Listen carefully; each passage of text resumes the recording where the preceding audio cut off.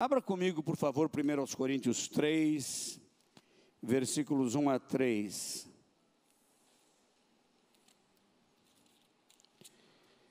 1 Coríntios 3, de 1 a 3. O texto nos diz: E eu, irmãos, não vos pude falar como a espirituais, mas como a carnais, como a meninos em Cristo. Com leite vos criei, não com manjar, porque ainda não podis, nem tampouco ainda agora podeis, porque ainda sois carnais, pois havendo entre vós invejas, contendas e dissensões, não sois porventura carnais e não andais segundo os homens. Senhor, eu preciso da tua graça como sempre, e mais uma vez eu clamo por ela, para expor com acerto e firmeza a tua palavra, que o teu Espírito ponha nos meus lábios cada palavra e que ele atue concomitantemente nos corações. Se alguém que não te conhece como o Senhor e Salvador, seja tocado por essa palavra, para que se renda a ti. E quanto àqueles que já são teus e precisam, como todos precisamos dela, sejamos tocados para o aperfeiçoamento e entendimento, e sejamos elevados ao nível que o Senhor quer nos colocar. Em nome de Jesus, amém. Na semana passada eu lhes falei sobre maturidade espiritual, tendo como base o 4º capítulo de Hebreus. Há alguns paralelos entre aquele texto e esse texto. Naquele o autor reclama que os seus leitores ainda estão no leite, porque não eram aptos para o sólido mantimento, e aqui Paulo está dizendo exatamente a mesma coisa, apesar de que Paulo certamente não é o autor de Hebreus. Mas eu pus em destaque 3 palavras que sobressaem do texto, os versículos 11 a 14 de Hebreus 4. Eu lhes falei sobre o fato de eles serem indiferentes, atrasados e ingênuos. E a palavra-chave que Paulo usa para eles, para falar da indiferença deles, é a palavra nofros no grego. E eu expliquei e vou repetir hoje o significado de nofros. Nofros é distraído, sonolento, preguiçoso, pessoa que está nem aí. A palavra de Deus é pregada, mas ela está ou dormindo, ou mexendo no celular, ou pensando em outra coisa, não está ligada na palavra de Deus. E por causa disso, ela se torna indiferente, ela se torna atrasada, porque já devendo semestre, eles estavam inaptos no conhecimento, e além de tudo, ingênuos, porque qualquer um podia fazer a cabeça deles. Eles não cresceram, pelo contrário, tiveram decrescimento. Começaram fortes na vida espiritual a ponto de sofrerem até prisões pelo Evangelho, a expoliação de bens, mas agora não suportavam mais nada. E alguns estavam deixando de frequentar os cultos, e havia entre eles até quem estava apostatando a fé, assunto que eu prometi lhes falar no futuro próximo, apostasia. Hoje eu quero tomar como base a igreja de Corinto, uma igreja nova no tempo. Parece até que Paulo não tem muita razão de cobrar deles um nível de maturidade espiritual mais elevado, porque eles estavam com mais ou menos 4 anos de fé quando Paulo escreveu essa carta. Você começa a pensar, poxa Paulo, pega mais leve com os irmãos aí. A igreja de Corinto foi visitada por Paulo, ele anunciou o evangelho lá, e quem deu progresso àquela igreja foi um casal convertido por Paulo, que é Priscila e Áquila, por volta do ano 51, e Paulo escreve essa carta por volta do ano 55. Portanto, uma igreja de 4 anos de existência, é uma igreja que não é para se esperar dela tanta maturidade pelo tempo. Aí você vai pensar, então maturidade não tem relação com o tempo. Mas quando você estuda Hebreus, você vê que tem relação com o tempo também. Porque o escritor de Hebreus disse assim: de vós, amados, esperamos coisas melhores. Ele esperava que aqueles irmãos estivessem mais aperfeiçoados pelo tempo do que realmente eles demonstravam estar.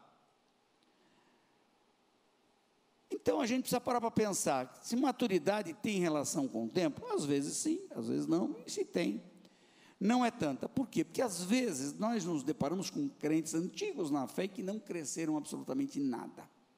São meninos, são infantis, estão infantilizados. Pessoas que estão no evangelho há 15, 20 anos e ainda têm atitudes de novo convertido. Tem milindres que não são próprios do tempo de fé que essa pessoa tem. E enquanto outras pessoas novas na fé, às vezes demonstram um nível de maturidade elevado. Pessoa com 2 anos de fé, dando um show, 3 anos, já está pregando. Não é só pela pregação, pelas atitudes, pelo comportamento, pela firmeza. Esses irmãos de Corinto estavam vivendo alguns problemas sérios, por falta de crescimento espiritual, mas eles eram crentes de oração. Paulo não teve, por exemplo, êxito nenhum, e ele se ressente disso quando esteve em Atenas. Em Atenas ele pregou na praça, no Ágora, até hoje essa praça está inteirinha lá. Depois ele foi chamado para falar no Areópago, hoje não tem nem ruínas do Areópago, tem só uma pedra, local do antigo Areópago, e tem lá uma inscrição, o texto de Atos, capítulo 17, o sermão de Paulo está lá narrado, no grego, porque lá é Grécia, mas não tem nada, a não ser aquela pedra, que lembra que era o local, que era o Areópago. Quando Paulo pregou no Areópago, ele se deparou com filósofos, epicureus e estoicos, falou com eles com autoridade e houve poucas conversões, o evangelho não teve progresso em Atenas, tanto é que nenhuma igreja foi fundada ali.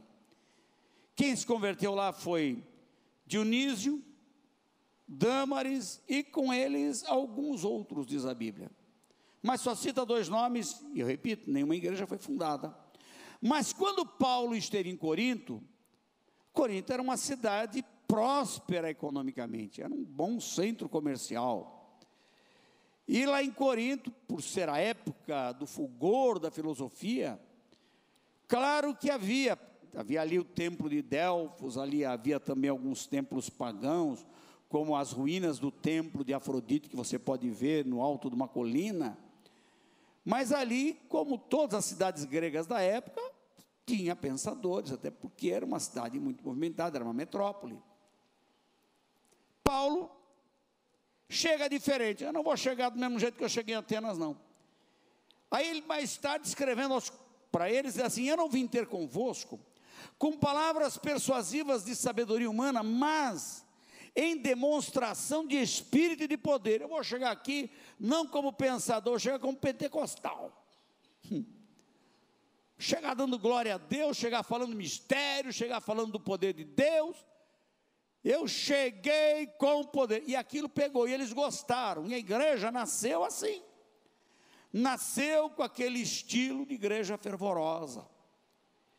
Aí quando você lê primeiro capítulo, 1 Coríntios 1:7, na versão Almeida corrigida, eu prefiro mais do que na Almeida atualizada, e eu estive observando no grego, e eu dou mais razão para a tradução da corrigida, mesmo porque o contexto geral concorda com a versão da corrigida e não da atualizada. Nas atualizadas assim, de modo que nenhum dom vos falte. Paulo não está incentivando os irmãos a buscarem mais dons nesse sentido. Ele está querendo ensinar os irmãos a usarem os que têm. Na corrigida, que é o nosso texto oficial, está escrito: de modo que nenhum dom vos falta. Não está no vocativo, está no dativo, no grego. Nenhum dom vos falta. Vocês têm todos os dons. Imagina uma igreja que tem todos os dons. Qualquer dom que você quisesse tinha lá. Uma igreja fervorosa, que orava, que buscava os dons podiam ser encontrados lá. O problema é que, apesar dos dons, eles não sabiam usá-los. Os cultos eram verdadeiras anarquias, era uma balbúrdia, desordem total. Era uma igreja fervorosa, mas não era espiritual. Epa, peraí. Não, uma coisa é ser fervoroso, outra coisa é ser espiritual. Nem todo fervoroso é espiritual, nem todo espiritual é fervoroso. O bom é ser os dois. A Bíblia incentiva os dois. A Bíblia diz, Paulo mesmo escrevendo aos Romanos, diz, sede fervorosos no espírito. É melhor ser um crente fervoroso que um crente frio. Vocês não concordam comigo? O que é melhor? Você está num culto onde o crente está quase dormindo do seu lado?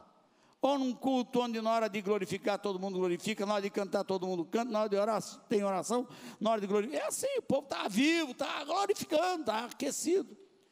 Eu prefiro muito mais uma igreja avivada, fervorosa, que uma igreja fria. E nós temos exemplos de igrejas frias. As igrejas tradicionais, elas por uma questão de opção, por uma questão de consciência, de crença mesmo, elas são formais, e elas não aceitam fervor pentecostal. O culto segue toda aquela linha, aquela formalidade. Se tiver um mosquito, se tiver um pernilongo, capaz do camarada se distrair com um pernilongo, ele vai ouvir o pernilongo zumbindo na orelha dele e vai querer pegar. Porque é assim mesmo, né? Eles se acostumam com a liturgia. Eu morreria num lugar desse. Porque não está em mim. Mas eu tenho contato com os irmãos tradicionais, prego em igrejas tradicionais, prego em igrejas batistas, presbiterianas, metodistas, prego, tem um trânsito entre eles, tem convivência, como o pastor Magno tem convivência, a gente tem convivência, não tem, isso não prejudica a nossa comunhão, não, mas o estilo de culto é um, o nosso é outro, pronto. A igreja de Corinto era fervorosa, mas no que dependesse do fator espiritualidade, nota zero, os caras eram ruins disso. Faltava o que para eles? Entendimento da vida espiritual. Irmãos, a vida espiritual não é só para ser sentida, é para ser compreendida. Nós temos que servir a Deus com emoção, mas com a razão principalmente.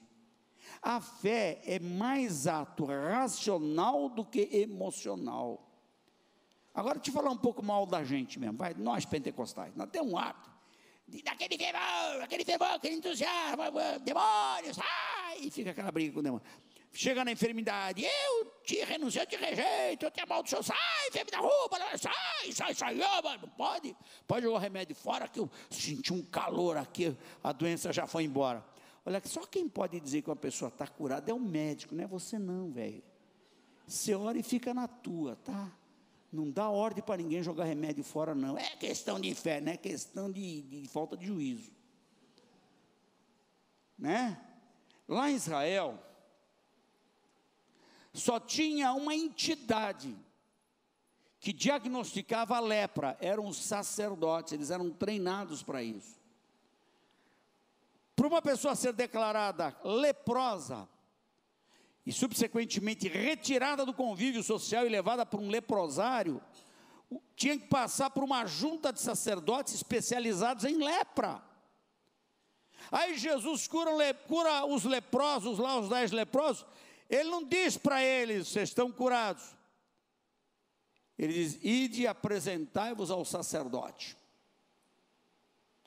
Jesus podia declarar os homens curados, mas como havia regra, ele não quebrou a regra, sendo ele Jesus, imaginem isso. Ora, se você ora por um cego, ele começa a ver, você não tem que mandar ele procurar médico. Se ora por um surdo, ele começa a ouvir, você não tem que procurar médico. Vai ver se você está ouvindo mesmo. Estou ouvindo, sim. Né? Não sabe falar, ainda tem que aprender, mas... Né? Você ora por um paralítico, ele está andando, você não precisa mandar o paralítico médico para ver se... Não precisa de... Né? Agora, se ora para uma pessoa que está com diabetes, manda ela jogar o remédio fora, vai fazer exame de sangue para ver se ela foi curada da diabetes, se ela foi curada da AIDS, se ela foi curada do coração, se ela foi curada do estômago.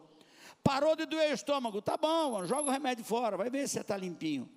Eu oro, irmãos, eu já vi Jesus curar muita gente, vi mesmo. Uma pessoa, eu quero que a pessoa faça um exame para ter o laudo, a não ser quando é o caso óbvio que não precisa disso. Mas o fervor pentecostal é uma bênção, a igreja cresce mais com fervor, mas atrapalha muito quando tem fanatismo no meio. E o fanatismo é fruto de imaturidade. O que é que leva um crente fervoroso a ser imaturo? Ah, falta de espiritualidade? Sim, é disso que nós estamos falando. Mas vamos aos ingredientes que faltam. O que mais falta é Bíblia. Nós estamos vivendo uma época de tanta infantilidade, e não era para ser. Olha, irmãos, eu sou nascido e criado no Evangelho, na minha infância. Vamos dizer assim, não vou falar quanto eu tenho, mas pelo menos 60 anos atrás, naquele tempo, se você falasse que os crentes eram mais imaturos, você podia dizer que sim, e não eram. Por incrível que pareça, os crentes das gerações mais antigas eram mais cuidadosos do que os crentes de hoje. Eles tinham um cuidado que o crente de hoje não tem. É um negócio impressionante. Vocês querem ver? Eu me lembro que quando vi um novo convertido para a igreja, às vezes os irmãos estavam conversando algum assunto de administração da igreja, meu pai era da diretoria da igreja, e a minha mãe e meu pai falaram, chegando um novo convertido, vamos trocar de assunto. Para ele não ouvir assunto que ele não entendesse, eventualmente pudesse escandalizar. Às vezes havia alguma queixa, que traziam alguma queixa, algum problema para ser resolvido. Mas havia um cuidado em torno do novo convertido, para que ele não ouvisse algo que não lhe fizesse bem à saúde espiritual. Era um cuidado. Hoje em dia, quando um crente estava ajoelhado orando na igreja, ninguém conversava do lado. Havia uma pessoa orando. Os crentes chegavam na igreja, ajoelhavam, todo mundo chegava e orava. Até a hora que o pastor anunciava que o culto ia... Tinha até um sininho naquele tempo. O pastor batia no sininho, que era hora de todo mundo levantar da oração para começar. Aí ele ia declarar o culto aberto em nome de Jesus. Eu sou o tempo do sininho. Tim! Todo mundo levantava. E se alguém estivesse transitando pela igreja, o diácono ia, olha, ali, irmão, tem um lugar assim. Ele falava assim. Ele não falava alto porque alguém estava lá compenetrado com Deus na oração. Hoje, pastor, também, faz tempo que eu não te vejo, o irmão está orando ali. Vamos falar uma coisa mais franca.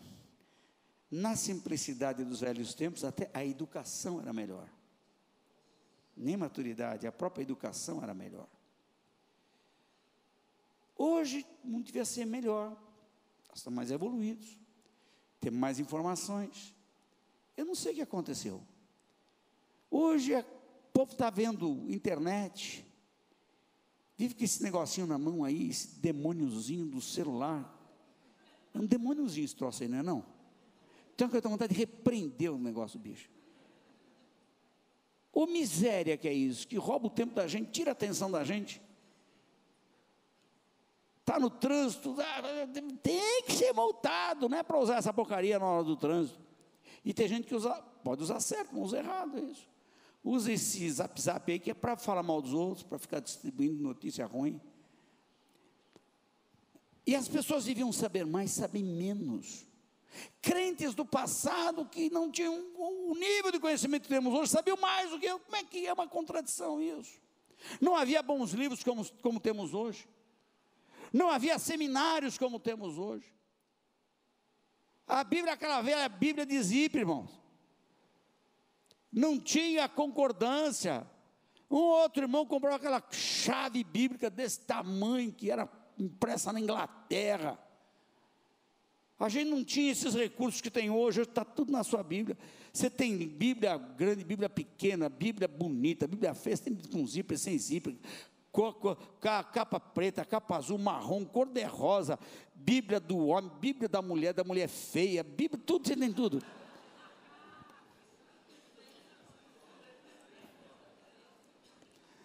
E o povo não lê Bíblia, sabe nada, faz perguntas propedêuticas. Ai, Jesus, é duro, porque não avança. Então vamos pensar nessa igreja. Era uma igreja de meninos. Menino gosta do quê? Falei isso na mensagem passada. Menino gosta de brincar, chorar e brigar, coisa que menino faz. A brincadeira da igreja de Corinto, que eles gostavam de viver na alegria dos dons do Espírito. Tudo era deleite. Era o deleite espiritual. Tudo era festa. E a festa era tão boa que quando chegava, eles tinham um dia da festa do amor. Chegava no dia da festa do amor, eles levavam o vinho e enchiam a cara. Está escrito aí, ó, nessa Bíblia que você tem aí. Os irmãos bebiam no culto, a ponto de ficarem bêbados. Dá para engolir um negócio desse? Paulo só podia ficar bravo. Uma igreja que chorava, melindrosos, tudo ofendia. Olha, eu vou te botar no pau, irmão, porque é o seguinte, eu não gostei do que você fez, está lá, estou registrando amanhã no fórum da cidade de Corinto, uma queixa-crime contra o irmão. Brigavam, o irmão levava o outro ao tribunal, está escrito. Não gostei do que você falou. Até com Paulo eles brigaram, imaginem isso. Paulo escreveu uma carta anterior à primeira aos Coríntios. Está escrito em 1 Coríntios 5,9. Já por carta vos escrevi que não vos associeis com os que se prostituem. Então, se ele está dizendo a 1 Coríntios que já por carta escreveu, aquela já foi anterior à primeira. Logo, aquela é a... E essa que é a segunda, aquela é a primeira, né? 5,9. Já por carta vos escrevi. Então, já escreveu aquela. Aí ele escreve 1 aos Coríntios, a nossa Bíblia, que na verdade já seria a segunda. E os irmãos se ofendem com ele. E um elemento na igreja começou a jogar todo mundo contra Paulo, estava melindrado. Começou a jogar todo mundo contra o apóstolo, dizendo assim, que ele pensa que é. Ele é um baixinho. Descrição de Paulo, histórica. Presença do corpo dele é fraca, nanico. Palavra desprezível. Você acha que a palavra de um apóstolo Paulo era desprezível? Me poupe, hein? Esse camarada estava se sentindo, hein? Sabem lá o que é isso? Um membro da igreja de Corinto dizer para aquele que levou o evangelho para eles, um homem da estatura, da envergadura intelectual e espiritual de um apóstolo Paulo, dizer que a palavra dele é desprezível. Quando, para maledicente, irmãos, não tem medida. Para maledicente ninguém presta. Para maledicente está todo mundo errado. Só ele é o certo, só ele é o cara. O que a gente faz com uma pessoa dessa? Paulo dá uma resposta, olha, fique sabendo dessa pessoa aí, que como eu sou na ausência, eu sou também na presença, mas eu vou estar aí com vocês, e depois eu vou ver pessoalmente quem é quem aí. Paulo fala isso.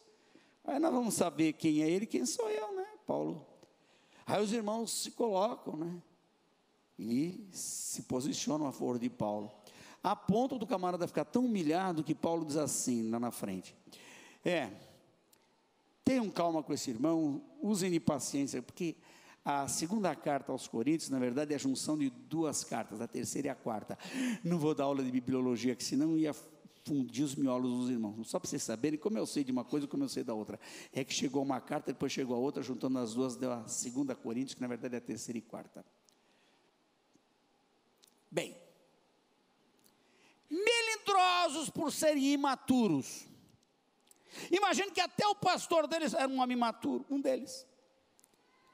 Chegou Paulo, que era um intelectual, um teólogo. Aí chegou Pedro, que era todo fervoroso. E a igreja gostou de Pedro, que fazia o estilo de como Paulo fundou a igreja fervorosa. Aí chegou Apolo, mas Apolo era um homem culto, porém não era completo na teologia, não tinha uma compreensão ainda segura da doutrina cristã. Foi preciso o casal. Olhem para mim, irmãos, eu estou pregando a palavra, vocês olhem para qualquer coisa. Isso me desconcentra, eu preciso da atenção dos irmãos, por favor, me ajudem.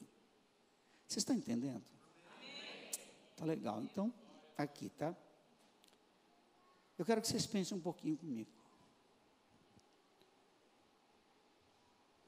Apolo tinha cultura, era um professor de retórica, mas não entendia direito a doutrina do batismo com o Espírito Santo. Ele era ainda incompleto no conhecimento teológico. Foi preciso aquele casal que Paulo ganhou, Priscila e Áquila, orientarem esse, e ele foi pastor em Corinto, Então vocês vejam que nesses 4 anos de vida da igreja, passaram por lá 3 pastores, um teólogo, um fervoroso e o outro intelectual, filósofo, porém, mau teólogo. Vocês estão vendo? Olha os níveis de informações que essa igreja teve.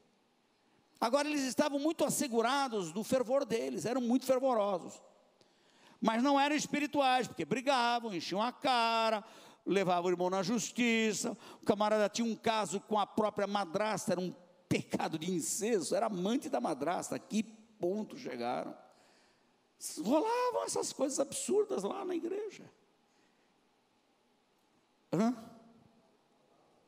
Mandavam de mandado. Coisa terrível na igreja. Tudo tolerado. Pecado tolerado. O problema deles é que a imaturidade leva a quê? As pessoas a serem carnais. Se você quiser entender o que é carnalidade, só leia Gálatas 5, 19 a 21. Aliás, aqui nesse texto de Gálatas 5, 19 a 21, a gente tem uma noção do que é carnalidade. E é tão comum hoje, meu Deus do céu, não devia ser, né? Vejam isso. Vem do 16 em diante.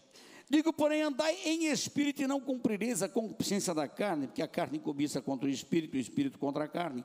E esses se opõem um ao outro para que não façais o que quereis.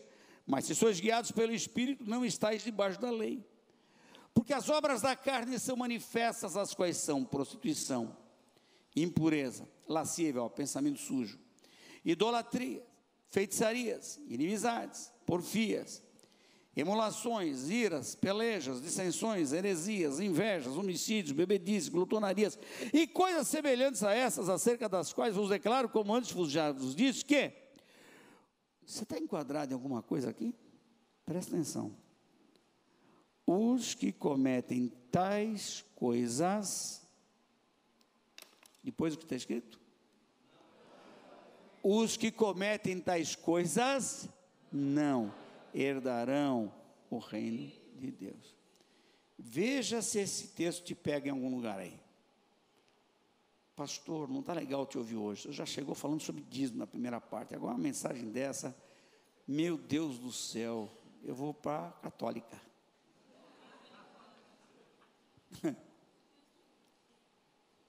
Está dando para aguentar?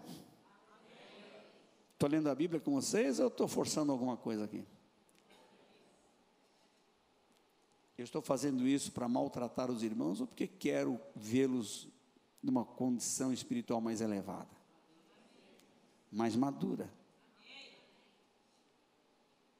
Coisas como essas hoje são tão comuns.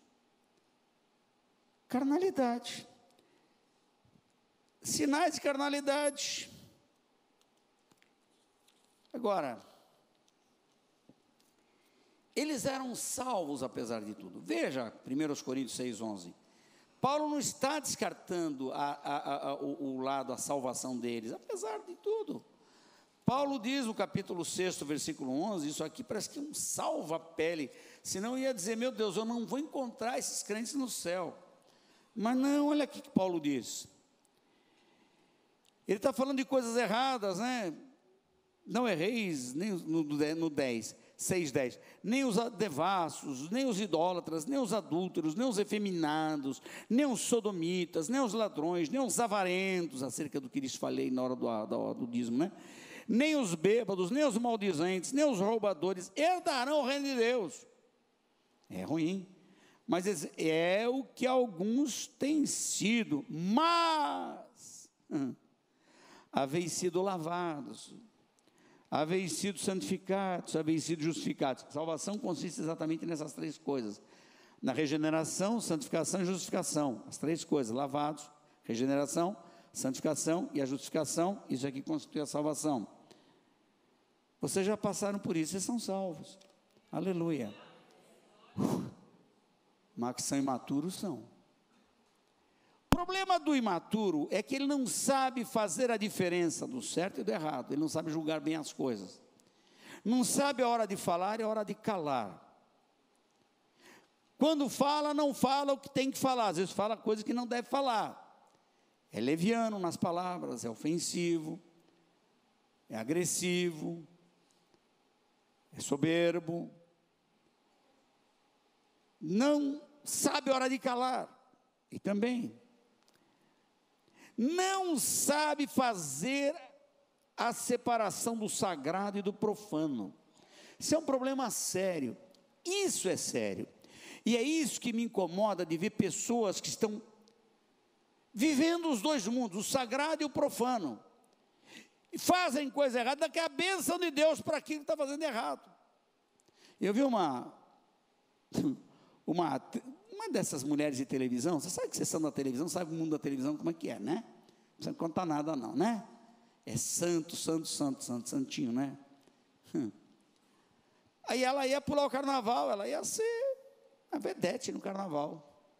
Mas ela foi, já orei muito, glória a Deus, estou certo que Deus vai me abençoar, eu vou entrar naquela avenida, e o Deus, olha, eu estou contando com a presença de Deus, a bênção de Deus. Que parte que eu não entendi? Era carnaval de rua, peraí, vamos parar para pensar, pastor, o senhor está parecendo preconceituoso. A Bíblia condena as obras da carne. Eu vou para a festa da carne, eu vou para o carnaval, mas vai rolar tudo, né? Sexo, exposição, né? Exibição do corpo, tudo aquilo que a Bíblia condena. Então vou lá para o carnaval, vou dançar, vou fazer a folia, encher a cara, drogar, e por cada um vai viver a sua experiência, né? Vai fazer troca de favores sexuais aí, né? E a irmãzinha ia desfilar, está toda feliz da vida, que já tinha orado. Só faltava dizer assim, ó, falando língua estranha até, fui na vigília, passei a noite, orando, Deus me abençoe, peraí. Que tempo é esse? Que ponto nós chegamos? Será que sou eu que sou muito antiquado, não estou entendendo mais nada? Ficando velho demais? Isso bate aí, confere aí, sagrado e profano, como é que fica? Paulo diz que todas as coisas me são lícitas, porém, nem todas me convêm. Tá. Então, tem coisa que não convém, porque, afinal de contas, eu estou vivendo uma vida de separação. Agora, quando se trata de fazer a distinção entre o sagrado e o profano, veja 1 Coríntios 10, 21 aqui, o que é que ele diz? Eles não estavam entendendo nada. Não podeis beber o cálice do Senhor e o cálice dos demônios. Quer dizer, eles não estavam só enchendo a cara, eles estavam fazendo mais do que isso. Ao mesmo tempo que eles participavam da festa do amor, que era uma festa de comunhão e a própria ceia do Senhor na igreja, havia entre eles irmãos que iam nas festas pagãs realizadas nos templos ali existentes, como eu citei, de Afrodite, de Delfos e outros. Todas aquelas religiões pagãs faziam suas festas com comidas. E os irmãos que eram membros da igreja iam participar daquelas festas, beber com eles, comer com eles. E Paulo diz, como é que pode? Aqui você cultua Deus, lá o demônio. Para vocês está tudo bem, está tudo igual. O que era isso? Eles não tinham entendimento. Será que com 4 anos, isso os 4 anos, os que começaram com Paulo lá atrás, que a gente com 3 anos, com 2 anos, 1 ano de fé, né? Será que eles não tinham ainda entendido quem eles eram, quem eles são, de onde eles vieram e agora onde eles estão? Irmãos, dá para trazer um pouquinho para hoje, dá para imaginar como é que está a igreja hoje? O nível de tolerância com o pecado. Vocês estão raciocinando aí, eu estou pensando sozinho aqui. Dá para você assentir com tudo que está rolando por aí? Se Jesus tardar mais um pouco para voltar, eu não sei se ele vai ter gente para levar. Vou repetir isso. Se Jesus demorar mais um pouquinho, será que vai ter gente para levar? O que está acontecendo?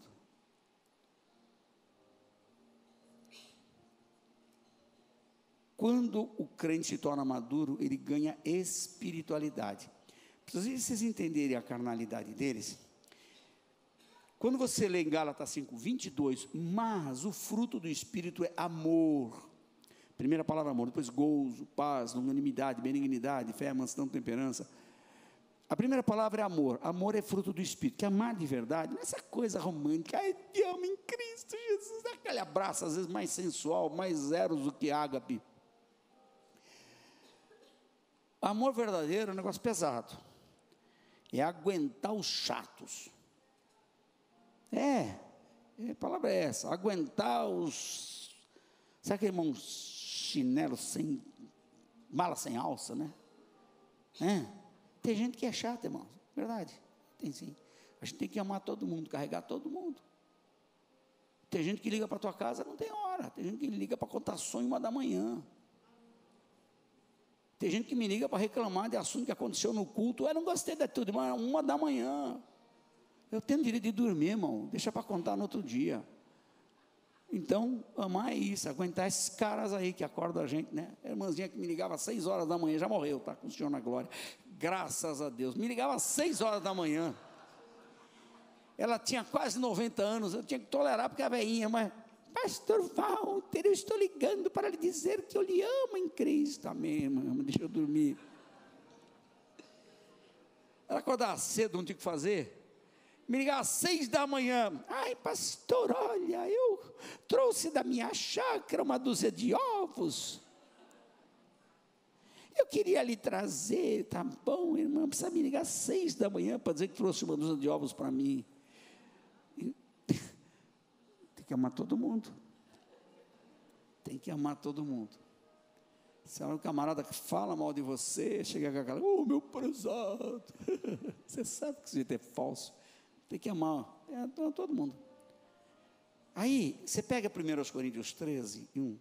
Paulo diz assim, ainda que eu falasse a língua dos homens e dos anjos, olha isso aqui, vamos dizer que eu seja um poliglota, eu também um grande pentecostalíssimo, falo línguas, falo mistério, barulhento no culto, não tivesse amor, primeiro item do fruto do Espírito de Gálatas 5:22,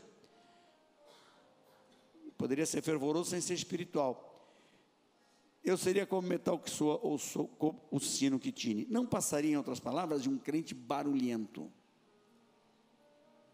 Crente barulhento. Há uma diferença. Eu quero que vocês sejam fervorosos, mas por favor, vamos ser espirituais. Vamos entender mais o que é a vida espiritual. Estou terminando. Pulando um monte de coisa aqui. Nós sempre lembramos que a palavra usada na Bíblia para se referir aos maduros, eu falei bastante sobre ela na semana passada, é perfeito, né? O maduro é chamado de perfeito na Bíblia. Então vejam aqui o que Paulo diz, o que o homem espiritual, que é o perfeito, maduro, faz.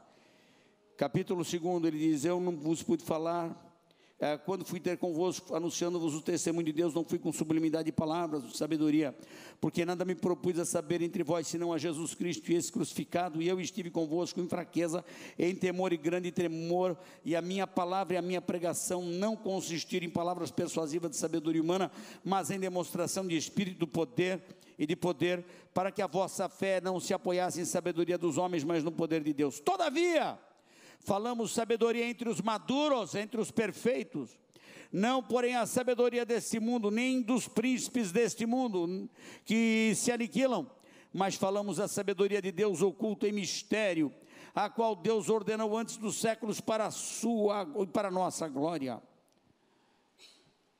Falamos de coisas elevadas para quem tem nível para entender. Paulo está dizendo isso, espirituais, com gente espiritual, coisas elevadas para quem é maduro.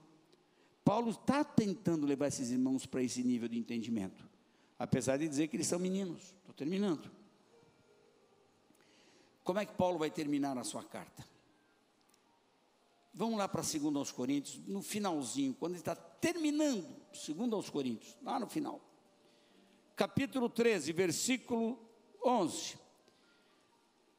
Quando ele vai dar a saudação final, a última coisa que ele diz antes da saudação é: quanto ao mais, irmãos, regozijai-vos, sede maduros, sede perfeitos, sede consolados, sede de um mesmo parecer, não sejam polarizados em ideias nem em sentimentos. Vivei em paz, parem de brigar, coisa de criança, e o Deus de amor e de paz será convosco.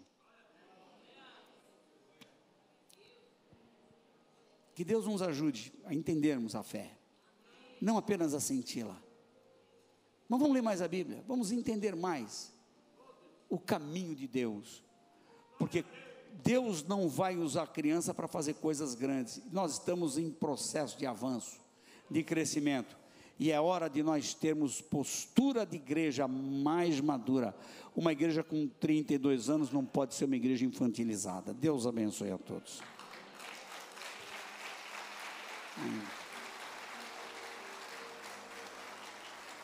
Glória a Deus.